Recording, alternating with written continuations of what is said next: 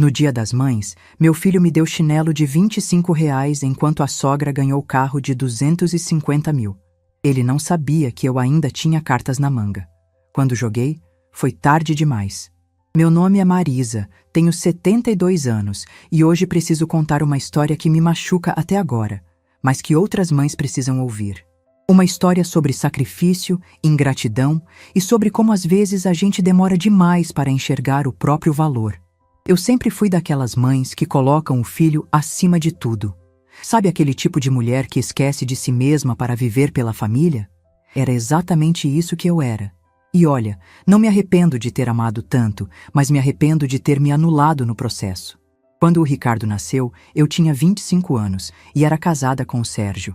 Por 2 anos, vivemos aquela fantasia de família perfeita que a gente vê em filme. O Sérgio trabalhava em uma empresa de construção, eu dava aulas numa escola municipal aqui perto de casa e o Ricardo era nosso tesouro. Lembro até hoje do cheiro de talco que ficava espalhado pela casa, das madrugadas acordando para dar mamadeira, daqueles momentos em que a gente fica olhando o bebê dormindo e sente o peito inchar de amor. Mas a vida tem dessas guinadas que a gente nunca espera. O Ricardo tinha 2 anos quando o Sérgio chegou em casa numa sexta-feira com uma cara que eu nunca tinha visto. Ele sentou na cozinha, ficou mexendo na xícara de café sem beber e depois falou que tinha conhecido outra pessoa. Assim, do nada. Como se estivesse falando sobre o tempo. Eu lembro que fiquei parada, sem reação.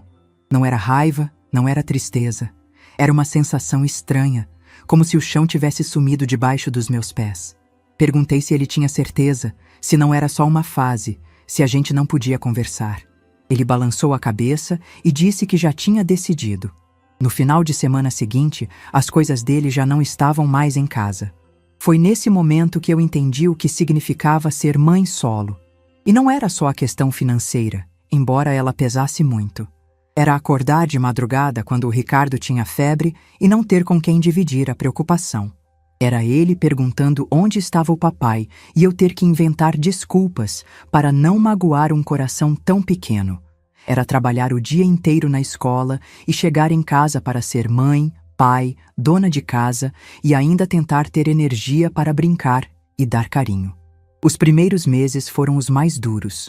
O Sérgio sumiu completamente da vida do Ricardo. Não ligava, não perguntava, não mandava nem R$ 1 de pensão. Era como se nunca tivesse tido um filho. Teve noite que eu chorei no banheiro, de porta fechada, para o Ricardo não ver. Chorava de cansaço, de solidão, de medo do futuro. Mas no dia seguinte eu acordava, punha meu sorriso no rosto e seguia em frente, porque tinha uma criança dependendo de mim. Comecei a fazer uns bicos para complementar a renda. Dava aulas particulares de português nas tardes livres, fazia trabalhos de digitação para os vizinhos, vendia salgadinho na escola. Tudo para garantir que o Ricardo não sentisse falta de nada. E olha, consegui. Ele sempre teve roupinha boa, material escolar completo, lanche na mochila. Quando ele quis fazer futebol, eu paguei as mensalidades mesmo tendo que cortar outros gastos. Quando quis estudar inglês, arranjei um jeito de bancar o curso. O tempo foi passando e eu fui me moldando para ser tudo que o Ricardo precisava. Tinha reunião na escola? Eu estava lá. Precisava levar no médico? Eu faltava no trabalho se fosse necessário. Ele queria um brinquedo que estava um pouco além do meu orçamento? Eu dava um jeito, mesmo que significasse comer arroz com ovo o mês inteiro. Lembro de uma vez, o Ricardo devia ter uns 8 anos. Ele chegou da escola meio tristinho. Perguntei o que tinha acontecido e ele disse que o coleguinha tinha falado que ele não tinha pai. Meu coração apertou tanto naquele momento. Sentei com ele no sofá e expliquei que a nossa família era diferente, mas não era menos especial. Que nós dois éramos um time e que nos bastávamos. Ele me deu um abraço apertado e disse que eu era a melhor mãe do mundo. Guardo essa lembrança até hoje como um tesouro. Foram anos assim. Eu trabalhando, estudando para fazer concursos melhores, sempre pensando em dar uma vida melhor para o meu filho. Ele cresceu sendo minha prioridade absoluta. Quando adolescente, enquanto outros pais reclamavam dos filhos, eu me orgulhava do Ricardo. Ele era estudioso, respeitoso, carinhoso comigo. Todo mundo comentava como ele era um menino educado e responsável. Aos 18 anos, ele passou no vestibular para a administração. Eu chorei tanto de orgulho naquele dia. Lembro que liguei para minha irmã, para as colegas de trabalho, para todo mundo que conhecia. Meu filho ia ser o primeiro da família a ter um diploma universitário. E eu sabia que todos aqueles anos de luta tinham valido a pena. Durante a faculdade, ele continuou morando comigo. Eu fazia questão de que ele se concentrasse apenas nos estudos. Dava dinheiro para o transporte, para os lanches, para os trabalhos. Quando ele precisava de alguma coisa, eu sempre dava um jeito. Foi uma época boa, sabe? Ele ainda era meu menino, ainda dependia de mim, ainda me contava sobre as aulas, os professores, os colegas. Foi no 3º ano da faculdade que ele conheceu a Patrícia. Uma menina de família com dinheiro, filha de médicos, que estudava odontologia numa faculdade particular caríssima. No começo, eu fiquei feliz de ver meu filho apaixonado. A Patrícia era bonita, educada e parecia gostar realmente dele. Mas logo eu comecei a perceber algumas coisas. Ela tinha um jeito meio desconfiado de olhar para nossa casa simples, para nossos móveis antigos. Quando vinha jantar aqui, eu notava como ela estranhava nosso jeito de viver. Uma vez, ela perguntou para o Ricardo, na minha frente, por que ele não morava sozinho ainda. Eu fingi que não me incomodei, mas aquilo me marcou. Com o tempo, percebi que o Ricardo começou a mudar. Ficou mais distante, mais preocupado com aparências. Começou a falar sobre trabalhar logo depois de formado para ter independência financeira. Eu apoiei, claro. Sempre quis o melhor para ele. Mas no fundo, sentia que estava perdendo meu filho para um mundo que eu não conhecia. Quando eles se formaram, casaram rapidinho. Foi uma cerimônia pequena, mas muito bonita. A mãe dela, a dona Carmen, me tratava com uma educação fria, como se eu fosse uma parente distante. Depois do casamento, eles alugaram um apartamento num bairro bom da cidade. Eu continuei na minha casinha, mas agora sozinha pela primeira vez. Foi estranho, sabe? Cozinhar para uma pessoa só, não ter roupa para lavar no tanque, não ter ninguém para perguntar como foi o dia. Mas eu me dizia que era assim mesmo, que os filhos crescem e seguem seus caminhos. O Ricardo ainda vinha me visitar, mas as visitas foram ficando mais espaçadas. Quando vinha, ficava pouco tempo, sempre com pressa.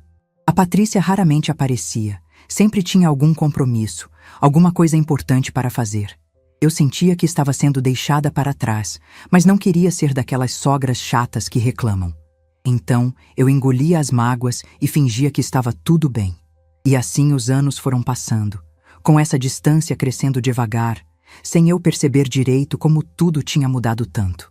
Os anos seguintes foram uma sequência de pequenas decepções que eu tentava ignorar. Sabe quando você sente que algo está mudando, mas prefere fingir que está tudo normal? Era exatamente assim que eu vivia.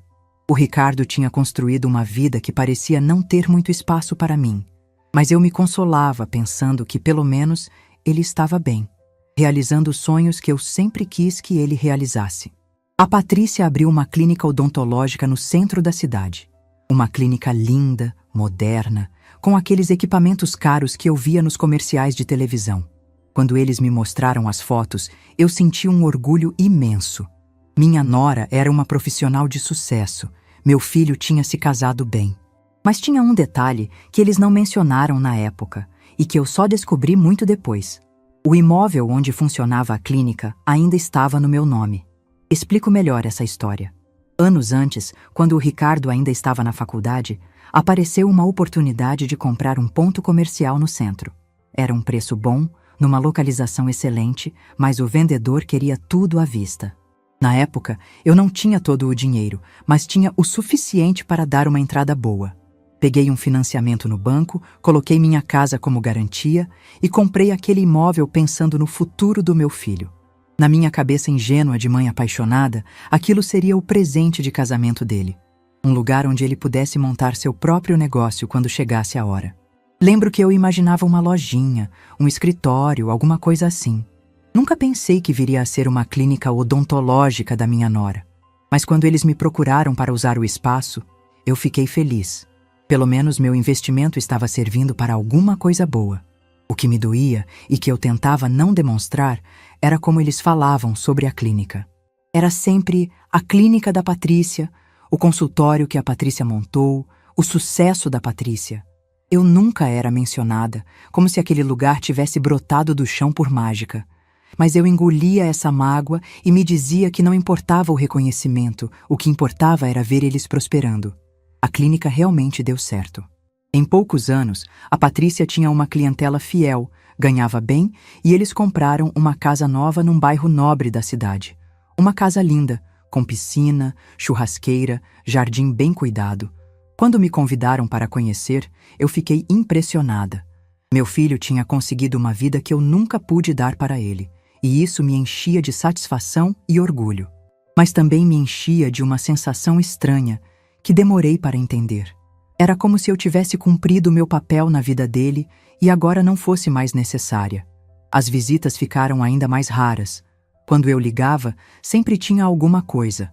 A agenda cheia da Patrícia, viagens de trabalho, compromissos sociais. Eu entendia, claro. Pessoas bem-sucedidas têm uma vida corrida mesmo. O relacionamento com a família da Patrícia também ficou mais evidente com o tempo. A dona Carmen, mãe dela, virou uma figura muito presente na vida do casal. Ela que dava palpites sobre decoração da casa, ela que organizava as viagens em família, ela que escolhia os restaurantes para os jantares especiais.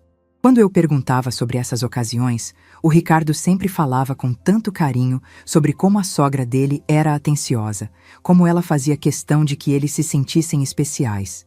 Eu ouvia aquilo e ficava quieta, mas por dentro algo doía.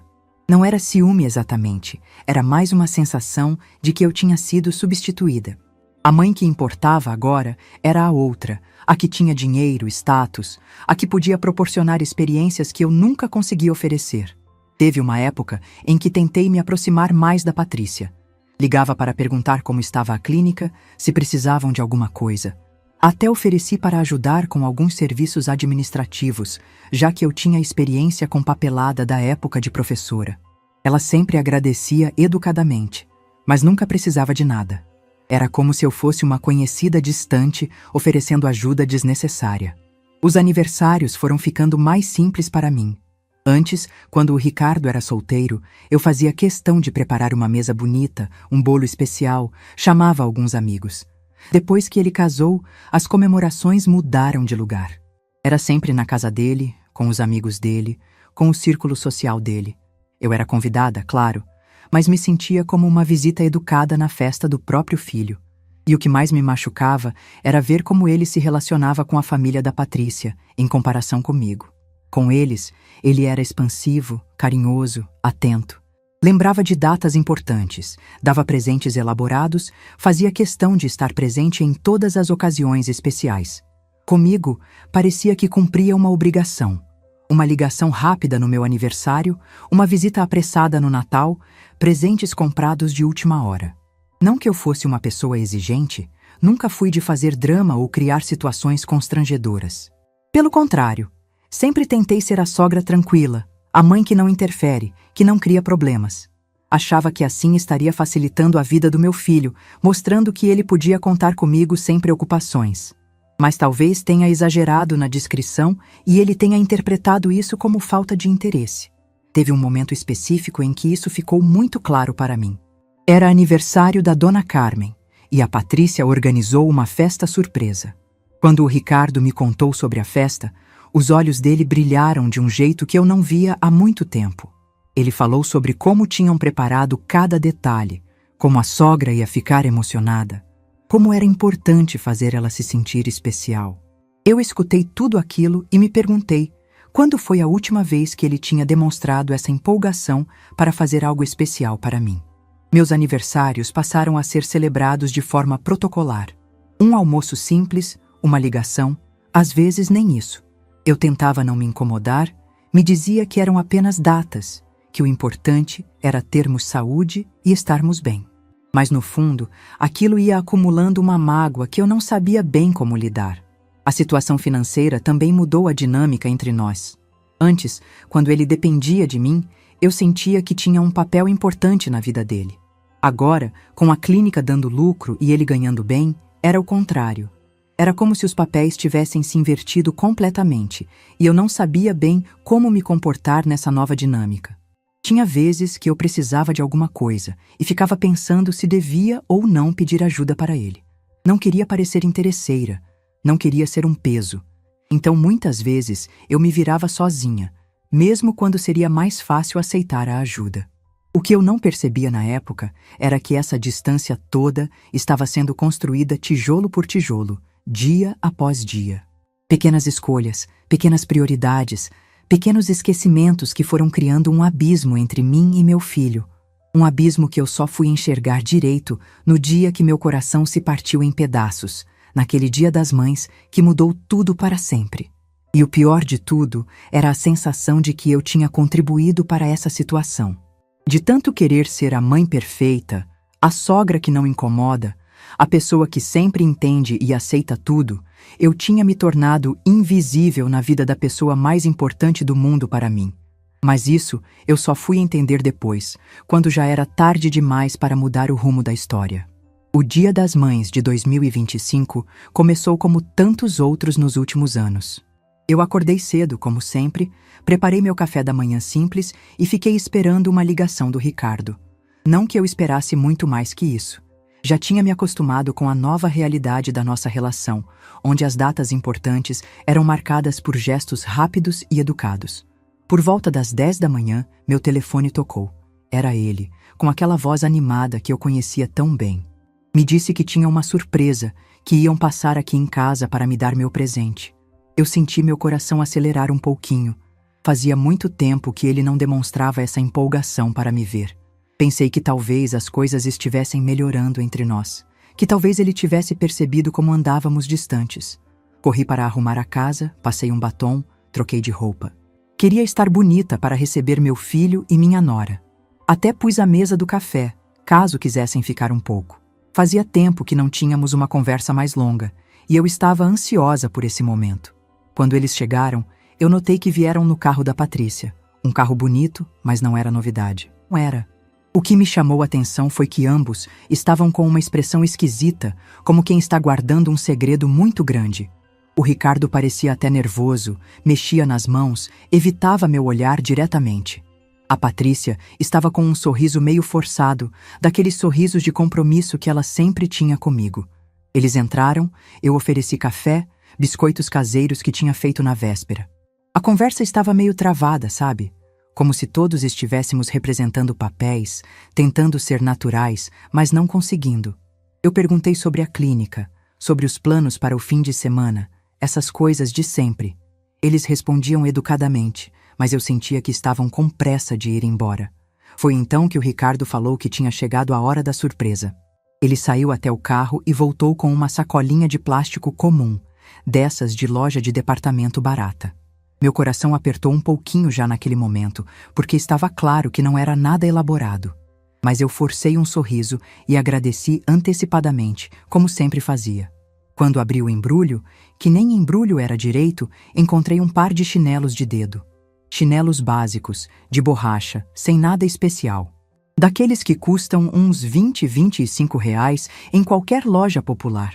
Eu fiquei parada, olhando para aqueles chinelos, tentando processar o que estava acontecendo. Não era só o presente em si, era o que aquele presente representava. Era a pressa com que foi escolhido, o desinteresse, o total descaso com uma data que deveria ser especial para uma mãe. Eu que sempre fiz questão de dar presentes pensados, escolhidos com carinho, mesmo quando o dinheiro estava apertado. Eu que sempre me esforcei para fazer o Dia das Mães dele ser especial quando ele era criança. Mas o que realmente me despedaçou foi a fala dele em seguida. Com a maior naturalidade do mundo, ele disse que os chinelos eram práticos, que eu sempre reclamava que os meus estavam gastos e que assim eu podia usar no quintal para regar as plantas, como se eu fosse uma empregada ganhando um uniforme de trabalho. Eu engoli seco e agradeci. Disse que tinha gostado, que era exatamente o que eu precisava. Menti com um sorriso no rosto, porque depois de tantos anos sendo mãe, a gente aprende a proteger os sentimentos dos filhos, mesmo quando os nossos estão sendo pisoteados. Eles ficaram mais uns 15 minutos, o Ricardo olhando no relógio, a Patrícia mexendo no celular. Depois se levantaram, falaram que precisavam ir porque tinham um compromisso para o almoço. Um compromisso importante, segundo eles. Eu perguntei que compromisso era esse, meio sem jeito, e foi aí que meu mundo desabou completamente. A Patrícia, com aquele jeito meio pomposo dela, contou que iam almoçar na casa da mãe dela, a Dona Carmen, que tinham organizado uma surpresa muito especial para ela, um presente que vinha sendo planejado há meses. E então ela soltou a bomba que me destruiu por dentro. Tinham comprado um carro 0 quilômetro para a Dona Carmen.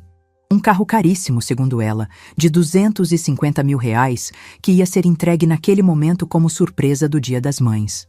Eu fiquei muda, literalmente sem palavras. Enquanto eu estava ali, segurando um par de chinelos de R$ 25, a outra mãe ia ganhar um carro de $250 mil. E o pior, eles contavam isso para mim com a maior naturalidade, como se fosse a coisa mais normal do mundo, essa diferença absurda de tratamento. O Ricardo ainda completou, dizendo como a Dona Carmen ia ficar emocionada, como ela merecia aquele reconhecimento por tudo que fez pela família. Ele falava com um brilho no olho que eu não via quando me olhava há anos. Falava com o carinho, com a empolgação, com o amor que eu um dia pensei que fosse exclusivamente meu. Foi nesse momento que alguma coisa quebrou dentro de mim. Não foi raiva imediata, não foi revolta. Foi uma dor profunda, silenciosa, que se espalhou pelo meu peito como uma mancha de óleo. A dor de perceber que, aos olhos do meu próprio filho, eu valia menos que um chinelo barato. A dor de entender que a mãe importante da vida dele era outra, que eu tinha sido rebaixada a um papel secundário, quase decorativo. Eles se despediram com beijinhos protocolares e saíram. Eu fiquei parada na porta, vendo eles entrarem no carro e irem embora para entregar um presente de R$ 250 mil para a mãe que realmente importava. Fechei a porta devagar, voltei para dentro de casa e foi só então que caí em prantos. Chorei como não chorava há anos. Chorei pela menina que um dia sonhou em ser mãe. Chorei pela mulher que sacrificou tudo por um filho. Chorei pela velha que descobriu que todo aquele amor tinha sido em vão. Era uma dor que cortava a alma, que fazia doer até o peito, que me deixava sem ar. Sentei no sofá, ainda segurando aqueles chinelos malditos, e comecei a reviver mentalmente todos os sacrifícios que fiz. As noites sem dormir quando ele estava doente. O dinheiro que deixei de gastar comigo para comprar roupas para ele. As férias que nunca tirei porque o dinheiro era sempre para as necessidades dele. A solidão que enfrentei para não pôr outros homens na vida dele. Tudo, absolutamente tudo que fiz, parecia ter sido esquecido. E o pior era saber que enquanto eu estava ali, destruída, eles estavam em uma festa linda, celebrando outra mãe, que ia receber em algumas horas o reconhecimento que eu nunca tive. Imaginar a cara de felicidade da Dona Carmen, os abraços, os agradecimentos, as lágrimas de emoção, tudo aquilo que deveria ter sido meu por direito, mas que nunca foi. Naquela tarde, sozinha na minha casa simples, olhando para aqueles chinelos que simbolizavam meu valor na vida do meu filho, eu tomei uma decisão. Não foi uma decisão impulsiva, não foi raiva cega. Foi uma decisão fria, calculada, definitiva. Se eu valia tão pouco assim, se meus sacrifícios não significavam nada, se eu tinha sido reduzida a uma figura decorativa na vida dele, então estava na hora de mostrar exatamente qual era o meu valor real. E eu sabia exatamente como fazer isso. Naquela noite do Dia das Mães, eu mal consegui dormir. Fiquei na cama, olhando para o teto, repassando na mente cada momento daquela manhã humilhante. Era como se estivesse vendo um filme da minha própria vida, mas um filme que eu não reconhecia mais. Quando foi que eu me tornei tão insignificante aos olhos do meu próprio filho? Quando foi que eu aceitei ser tratada como um personagem secundário na história que eu mesma escrevi com tanto amor? Na segunda-feira de manhã, levantei com uma clareza mental que não sentia há anos. Não era raiva. Raiva é quente, impulsiva, te faz fazer besteira. O que eu sentia era algo frio, calculado, definitivo. Era justiça. Tomei meu café da manhã devagar, me arrumei com cuidado e saí de casa com um objetivo muito claro na mente. Minha primeira parada foi no cartório do centro da cidade.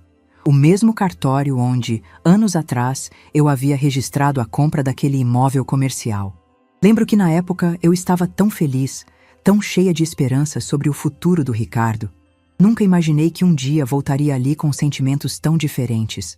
O escrivão era o mesmo de anos atrás, um senhor de uns 60 anos que me reconheceu na hora. Ele ainda comentou sobre como o tempo havia passado rápido e perguntou sobre meu filho. Eu sorri educadamente e disse que estava tudo bem, mas que precisava esclarecer algumas questões sobre aquele imóvel que comprei há tantos anos. Foi aí que descobri algo que me deixou ainda mais indignada. Durante todos esses anos em que a clínica da Patrícia funcionou naquele local, eles nunca sequer se preocuparam em regularizar a situação. O imóvel continuava registrado inteiramente no meu nome. O IPTU chegava na minha casa todos os anos, e eu pagava calada, pensando que era minha contribuição para o sucesso deles. Todas as reformas que fizeram, todos os investimentos em equipamentos caros, tudo tinha sido feito em um imóvel que legalmente era meu. O escrivão me explicou direitinho a situação legal. Como proprietária única do imóvel, eu tinha o direito de definir quem podia ou não usar o espaço. Se eu quisesse, poderia cancelar qualquer acordo informal que existisse e retomar a posse integral da propriedade. Era simples assim. Pedi para ele preparar toda a documentação necessária. Queria tudo certinho, dentro da lei, sem margem para questionamentos. Não era só sobre o imóvel. Era sobre recuperar minha dignidade, sobre mostrar que eu ainda existia, que eu ainda tinha valor. Se eles achavam que eu era só uma velha invisível que aceitava qualquer migalha de atenção, estavam muito enganados. Enquanto os papéis ficavam prontos, aproveitei para caminhar um pouco pelo centro da cidade. Passei em frente à clínica da Patrícia. Estava funcionando normalmente, cheia de movimento. Tinha uma placa linda na fachada, toda moderna, com o nome dela em letras douradas. Nem uma pequena menção ao fato de que aquele lugar existia graças aos sacrifícios de uma professora aposentada, que um dia acreditou no sonho do próprio filho. Por alguns segundos, senti uma pontada de dúvida. Será que eu estava sendo muito dura? Será que não seria melhor conversar, tentar explicar como me senti? Mas então me lembrei dos chinelos jogados no sofá da minha casa. Me lembrei do brilho no olho do Ricardo, quando falava sobre o carro caríssimo da Dona Carmen. Me lembrei de anos e anos sendo tratada como uma figura decorativa. A dúvida passou. No final da tarde, voltei ao cartório para buscar todos os documentos. Tudo certinho, tudo legal. Levei os papéis para casa e os guardei numa pasta, junto com outras documentações importantes. Não tinha pressa. Ia fazer tudo no meu tempo, do meu jeito, com a tranquilidade de quem sabe que está certa. Os dias seguintes transcorreram normalmente. O Ricardo nem ligou para perguntar se eu tinha gostado do presente, o que foi mais uma confirmação de como aquele gesto foi descuidado e sem importância para ele. A vida dele continuou igual, com a agenda cheia, os compromissos importantes, a atenção toda voltada para o mundo que ele havia construído longe de mim. Foi numa quinta-feira, quase 2 semanas depois do Dia das Mães, que decidi dar o primeiro passo. Liguei para a clínica da Patrícia. Atendeu uma recepcionista jovem, com voz doce e educada. Perguntei se podia falar com a doutora. Disse que era sobre o imóvel. A menina me pôs na espera, daquelas esperas com musiquinha irritante, e depois a própria Patrícia atendeu. A voz dela mudou completamente quando percebeu que era eu. Ficou meio ressabiada, como sempre ficava quando tinha que lidar comigo diretamente. Perguntou o que eu queria, se estava tudo bem com o imóvel. Respondi com toda a calma do mundo que estava tudo bem sim, mas que precisávamos conversar sobre a situação do local onde funcionava a clínica. Disse que tinha descoberto algumas irregularidades na documentação e que seria bom a gente se reunir para resolver tudo de forma amigável. Não mencionei os detalhes por telefone. Queria vê-la cara a cara quando soubesse que toda aquela estrutura que ela tinha construído dependia inteiramente da boa vontade de uma velha que ela sempre tratou com descaso. Marcamos para o sábado seguinte na minha casa. Ela tentou sugerir outros locais. A clínica, um café no centro, qualquer lugar que não fosse meu território. Mas eu insisti que fosse aqui. Depois de tantos anos sendo obrigada a me adaptar aos horários e conveniências deles, chegara a minha vez de ditar as regras. O Ricardo veio junto, claro. Quando chegaram, eu já estava preparada. Tinha separado toda a documentação, organizado tudo numa pasta. Ofereci café, como sempre fazia, mas eles recusaram. Estavam visivelmente incomodados, querendo resolver logo aquilo e ir embora. Comecei devagar, explicando que tinha ido ao cartório para esclarecer algumas questões sobre o imóvel. O Ricardo me interrompeu, meio impaciente, perguntando que questões eram essas. Foi então que abri a pasta e coloquei todos os documentos na mesa da sala. A expressão no rosto deles quando viram os papéis foi impagável. Era uma mistura de surpresa, confusão e começou a aparecer ali um pontinho de preocupação. Expliquei, com toda a calma do mundo, que o imóvel onde funcionava a clínica estava registrado exclusivamente no meu nome, que durante todos esses anos eu tinha sido a proprietária legal daquele espaço. A Patrícia ficou branca. Começou a gaguejar, falando que não entendia, que achava que o imóvel já tinha sido transferido há muito tempo. O Ricardo ficou nervoso, perguntando por que eu nunca tinha mencionado isso antes. Respondi que nunca achei que fosse necessário, já que éramos família e eu sempre pensei que eles soubessem valorizar minha contribuição. Foi aí que a conversa esquentou. A Patrícia começou a falar sobre todos os investimentos que tinha feito no local, as reformas caras, os equipamentos de última geração. Disse que tinha gastado uma fortuna para transformar aquele espaço numa clínica moderna e bem-sucedida, como se eu devesse alguma coisa para ela por ter melhorado minha propriedade. Escutei tudo em silêncio. Depois perguntei se ela se lembrava do meu presente do Dia das Mães. Ela ficou sem graça, balbuciou alguma coisa sobre ter sido uma escolha do Ricardo. Então perguntei se ela lembrava do presente que tinham dado para a mãe dela no mesmo dia. O silêncio que se instalou na sala foi constrangedor. O Ricardo tentou contornar a situação. Começou com aquele papinho de que eu estava interpretando mal as coisas, que eles me amavam muito, que o presente tinha sido escolhido com carinho. Mas eu o interrompi. Disse que já estava cansada de ser tratada como uma parente distante na vida dele. Cansada de ser invisível, cansada de aceitar migalhas de atenção enquanto outras pessoas recebiam todo o carinho e reconhecimento. Foi quando comuniquei minha decisão. Disse que ia retomar a posse integral do imóvel e que eles teriam 60 dias para desocupar o espaço. 60 dias era mais do que o prazo legal exigia, mas eu não queria ser cruel desnecessariamente. Queria apenas recuperar o que era meu por direito. A reação foi imediata e desesperada. A Patrícia começou a falar sobre os pacientes, sobre os compromissos assumidos, sobre como seria impossível encontrar outro local adequado e próximo em tão pouco tempo. O Ricardo tentou apelar para meus sentimentos, dizendo que eu estava sendo injusta, que estava destruindo o trabalho de anos deles. Mas a fala que mais me marcou foi quando ele disse que eu estava sendo vingativa, que não era assim que uma mãe deveria agir.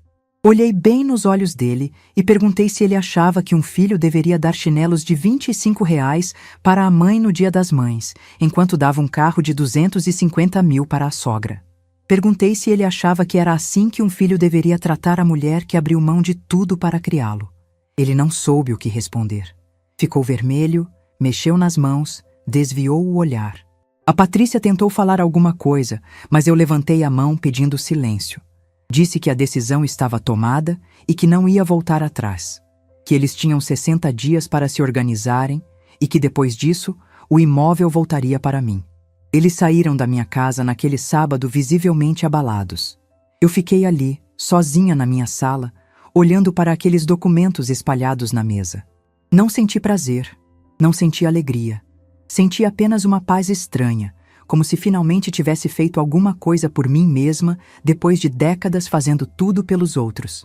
Naquela noite, pela primeira vez desde o Dia das Mães, consegui dormir tranquila. Não era vingança, era justiça. Era o reconhecimento do meu próprio valor, mesmo que esse reconhecimento tivesse que vir de mim mesma. Os 60 dias que se seguiram àquela conversa foram os mais tensos da minha vida. Durante essas semanas, descobri lados do meu filho que eu nunca havia conhecido. E não foram descobertas agradáveis. Nos primeiros dias depois do nosso encontro, ele tentou a abordagem sentimental. Ligava todo dia, às vezes, mais de uma vez, tentando me convencer a mudar de ideia. A voz dele no telefone era diferente. Tinha uma urgência que eu não estava acostumada a ouvir. Falava sobre nossa família, sobre tudo que havíamos construído juntos, sobre como eu estava destruindo nossa relação por causa de um mal-entendido. Mal-entendido. Era assim que ele chamava anos de desprezo e aquela humilhação no Dia das Mães. Como se eu tivesse interpretado errado o fato de receber chinelos de R$ 25 enquanto a sogra dele ganhava um carro de 250 mil. Como se eu tivesse imaginado os anos de invisibilidade, de ser tratada como uma parente distante na vida do próprio filho. Eu escutava tudo com paciência, mas minha decisão estava tomada. Respondia sempre a mesma coisa, que ele tinha 60 dias para se organizar, que eu não estava fazendo nada ilegal, apenas retomando o que sempre foi meu, e que se ele realmente me valorizasse como dizia, nunca teria me tratado como uma cidadã de segunda classe na própria família. As ligações se tornaram uma rotina perturbadora. De manhã cedo, quando eu estava tomando café. Durante a tarde, quando eu estava assistindo minha novela. À noite, quando já estava me preparando para dormir. Era como se ele achasse que, insistindo bastante, eu ia ceder. Como se eu fosse apenas uma velha teimosa que precisava ser convencida com paciência. Numa dessas ligações, ele chegou a sugerir que eu procurasse um médico. Disse que talvez eu estivesse passando por alguma coisa relacionada à idade, que não era normal eu ter uma reação tão extrema por causa de um presente.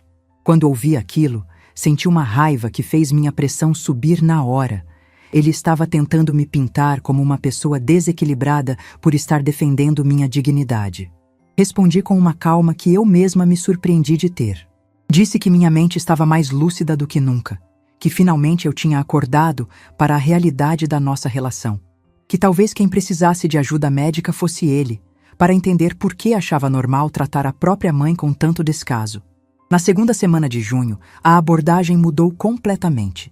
As ligações ficaram mais raras, mas quando vinham carregadas de revolta. O tom sentimental deu lugar a uma agressividade que me assustou. Ele começou a falar que eu estava sendo cruel, que estava prejudicando não só eles, mas todos os pacientes da clínica.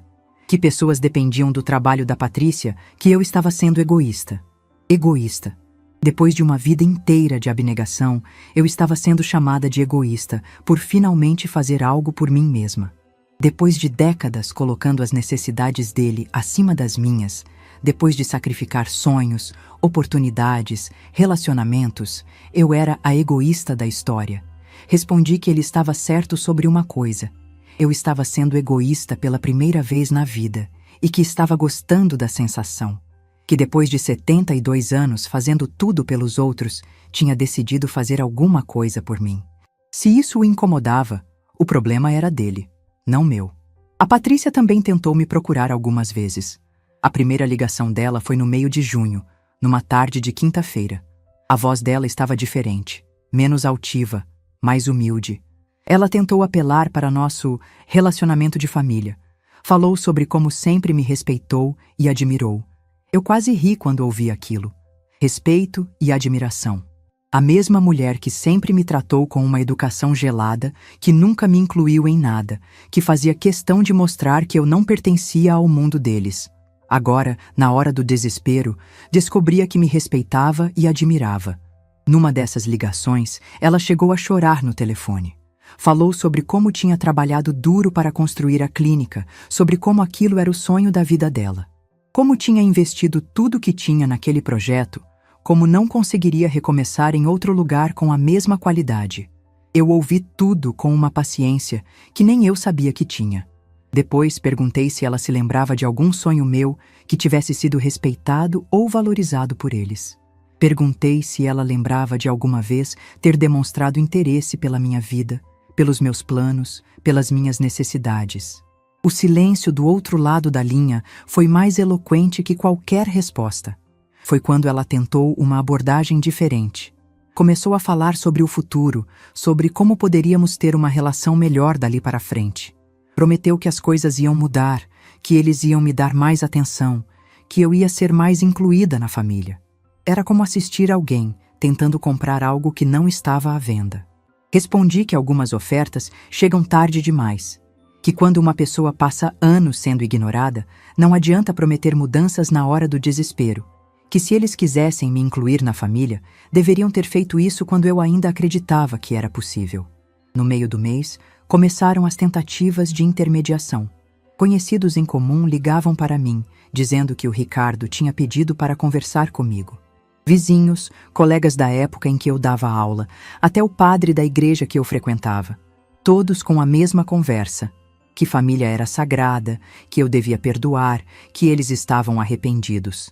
Era interessante ver como as pessoas achavam que conheciam a situação melhor do que eu, que tinha vivido tudo na pele.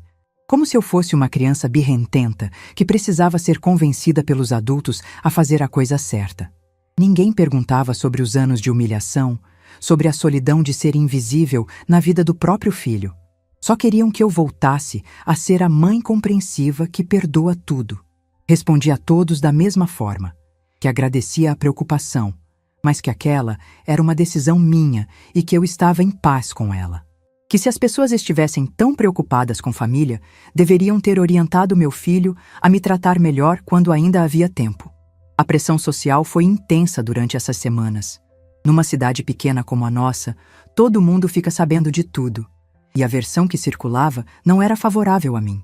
As pessoas falavam sobre a pobre moça que ia perder a clínica por causa de uma sogra vingativa. Sobre como eu estava exagerando, sendo dramática, criando uma tempestade em copo d'água. Teve um dia que fui ao supermercado e senti os olhares, os cochichos. Um grupo de mulheres parou de conversar quando me viu, mas deu para perceber que estavam falando sobre mim. Era como ser julgada por um júri popular que não conhecia metade da história. Mas sabe o que descobri? Que eu não me importava mais com a opinião dos outros.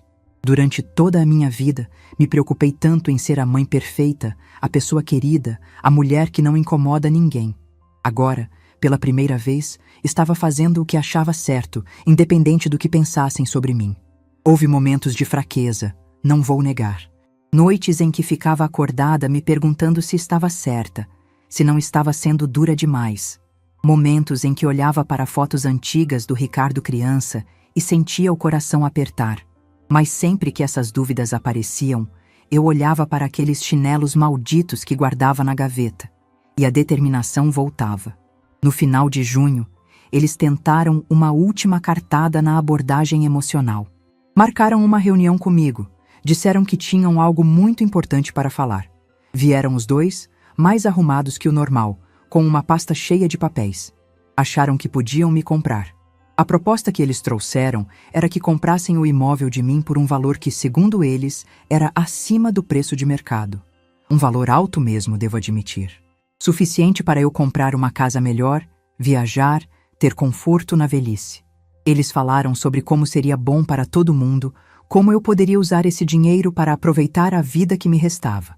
O Ricardo até trouxe um papel com cálculos, mostrando como eu poderia investir o dinheiro e ter uma renda mensal melhor que minha aposentadoria. Falou sobre spas, cruzeiros, roupas bonitas. Como se eu fosse uma mulher fútil que podia ser comprada com promessas de luxo. Escutei a proposta inteira sem interromper. Deixei eles falarem por quase 1 hora, apresentando números, fazendo planos para minha vida, pintando um futuro cor-de-rosa. Quando terminaram, ficaram me olhando com expectativa, como se tivessem apresentado uma oferta irrecusável. Então perguntei onde estava esse dinheiro todos esses anos, quando eu pagava IPTU, quando fazia reparos no telhado, quando cuidava da manutenção do imóvel. Perguntei por que só agora, quando precisavam desesperadamente, lembraram que eu merecia alguma coisa. Porque só agora descobriram que eu tinha direito a conforto e qualidade de vida. A expressão no rosto deles foi de quem levou um balde de água fria. Esperavam que eu ficasse deslumbrada com a oferta, que esquecesse tudo por causa do dinheiro. Não conseguiam entender que aquilo nunca foi sobre dinheiro. Era sobre respeito, sobre reconhecimento, sobre não ser invisível na vida das pessoas que eu mais amava no mundo. Recusei a proposta na hora. Disse que não estava interessada em vender o imóvel, que tinha outros planos para ele. Planos que não incluíam beneficiar pessoas que só lembraram do meu valor quando precisaram de alguma coisa. Eles saíram da minha casa frustrados e visivelmente irritados. O Ricardo chegou a bater a porta do carro mais forte que o normal. A máscara de filho preocupado estava caindo, e o que aparecia por baixo não era bonito de se ver. Júlio chegou e com ele o desespero final. As ligações mudaram de tom novamente. Agora eram curtas, diretas, quase ameaçadoras. O Ricardo falava que eu ia me arrepender, que estava destruindo nossa relação para sempre, que nunca ia me perdoar se seguisse adiante com aquilo. Nunca me perdoar. Como se ele fosse quem tinha o direito de perdoar ou não perdoar. Como se eu devesse alguma coisa para ele, depois de uma vida inteira de dedicação que foi retribuída com desprezo. Numa dessas ligações, ele chegou a insinuar que eu estava prejudicando não só eles, mas a própria reputação. Que as pessoas da cidade estavam falando, que eu estava passando vergonha, que ninguém entendia minha atitude. Como se a opinião alheia fosse mais importante que minha dignidade. Respondi que se ele estava tão preocupado com reputação, deveria ter pensado nisso antes de me humilhar no Dia das Mães. Que se quisesse preservar nossa relação, deveria ter me tratado como mãe quando ainda havia tempo. Foi na última semana de julho que aconteceu a ligação que mais me marcou.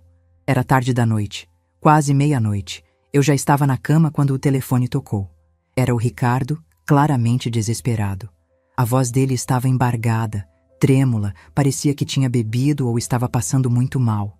Ele falou uma frase que ainda ecoa na minha mente. "Mãe, não faz isso, por favor. Eu posso explicar." Era a voz de uma criança assustada, não do homem adulto que tinha me humilhado há pouco mais de 2 meses. Tentou explicar como tinha sido difícil equilibrar a atenção entre duas famílias, como a família da Patrícia tinha expectativas diferentes, como ele não queria magoar ninguém.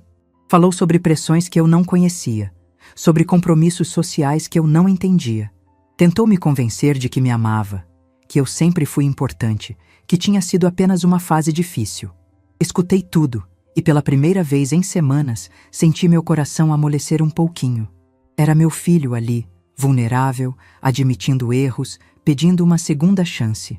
Por alguns segundos, pensei em ceder, em perdoar tudo e voltar atrás na minha decisão. Mas então, me lembrei dos chinelos, me lembrei do carro caríssimo da Dona Carmen. Me lembrei de todas as vezes que engoli mágoas para não incomodar, de todas as ocasiões em que fui deixada de lado, de todos os momentos em que me senti menos importante que qualquer outra pessoa na vida dele. Disse para ele que era tarde demais, que algumas coisas não tinham volta, que algumas feridas eram profundas demais para cicatrizar, que ele tinha tido décadas para me valorizar e escolheu não fazer isso. Agora teria que lidar com as consequências das próprias escolhas. Ele desligou o telefone chorando. Foi a última vez que conversamos. O prazo final era dia 31 de julho. Na manhã desse dia, eu estava nervosa, não vou negar. Tinha passado uma noite mal dormida, me perguntando se estava fazendo a coisa certa, se não estava sendo dura demais. Mas quando lembrei de tudo que havia passado, de como tinha sido rebaixada e humilhada, a certeza voltou. Por volta das 10 da manhã, vi um caminhão de mudança parado em frente à clínica. Do portão da minha casa, conseguia ver o movimento. Eram várias pessoas carregando equipamentos, móveis, caixas. A clínica da Patrícia estava sendo desmontada. Não senti prazer vendo aquilo. Senti apenas uma tristeza profunda, porque aquela cena representava o fim definitivo do meu relacionamento com meu filho. Mas senti também um alívio, porque finalmente tinha feito alguma coisa por mim, tinha defendido minha dignidade quando ninguém mais ia fazer isso. No final da tarde, quando o movimento parou, caminhei até a clínica. Estava vazia, apenas com as marcas nas paredes onde os equipamentos ficavam.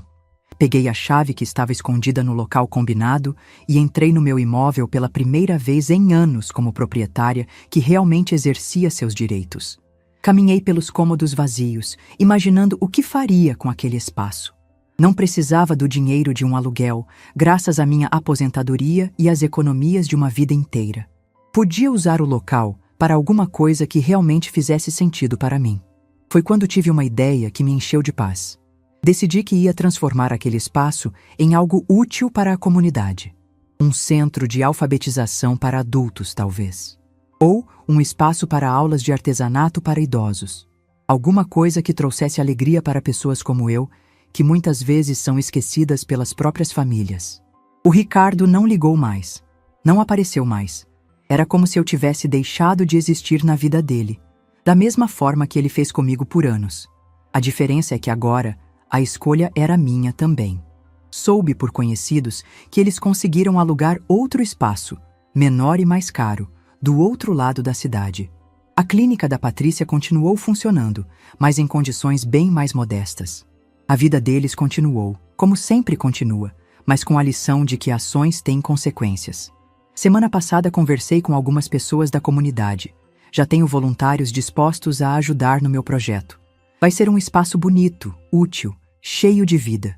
Um lugar onde pessoas invisíveis como eu vão ser vistas, valorizadas, respeitadas. Também tomei outra decisão importante. Procurei um advogado para fazer meu testamento. Quando eu partir deste mundo, quero que boa parte dos meus bens vão para instituições de caridade que cuidam de idosos abandonados. Pessoas que, como eu, descobriram tarde demais que criaram filhos ingratos. Não é vingança, é justiça. É a certeza de que minha herança vai para quem realmente precisa, para quem vai valorizar e usar com propósito.